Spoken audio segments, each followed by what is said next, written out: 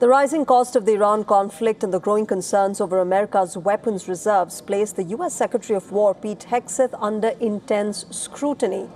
Pete Hegseth faced tough questions from Democratic and Republican lawmakers. In fact, Hegseth, on Trump's long-term strategy in the ongoing West Asian war, had a few things to say. Now, these hearings, which focus on the Trump administration's proposed $1.5 trillion military budget for 2027, quickly shifted toward the broader implications of the Iran war, including its military, diplomatic, and economic consequences. Unlike earlier appearances before the Congress, Pete Hegseth adopted a more measured tone this time around, and he avoided direct confrontations with the lawmakers. But this time, criticism also came from within his own Republican Party, particularly over the heavy use of American munitions and President Donald Trump's attacks on traditional allies who have stayed largely out of this conflict. During the hearing, lawmakers reminded Pentagon Comptroller Jay Hurst that on 29th of April, the estimated cost of the Iran war stood at $25 billion. They pressed for revised figures and updated projections. He has presented a fresh assessment. Listen in. Full cost at this point is $25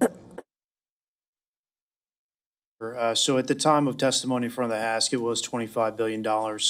But the Joint Staff team and the Comptroller team are constantly looking at that estimate. And so now we think it's closer to 29.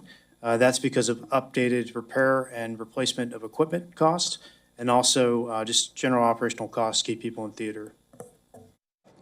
When questioned about a report by the War Zone claiming that 39 irreplaceable U.S. aircraft had been lost during the Iran war, the Pentagon Comptroller acknowledged the losses. There are costs there, sir, but I want to get back to you in writing and what they specifically are, because as you can imagine, repair of aircraft is something that's very hard to calculate. We want to do a full diagnosis of the aircraft before we estimate that cost. Okay. Now, despite mounting concerns, Pete Hegseth rejected the claims that U.S. military stockpile is running dangerously low.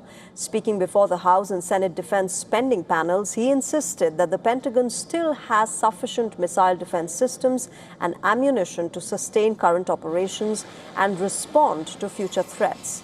At the same time, he acknowledged the administration is accelerating weapons production and pushing defense manufacturers to increase output. However, independent analysts have warned that the pressure on American weapon inventories is significant. A recent study, in fact, by the Center for Strategic and International Studies suggested that the U.S. has already used more than half of its pre-war inventory in several key weapons categories, and they've cautioned that rebuilding those reserves could take considerable time.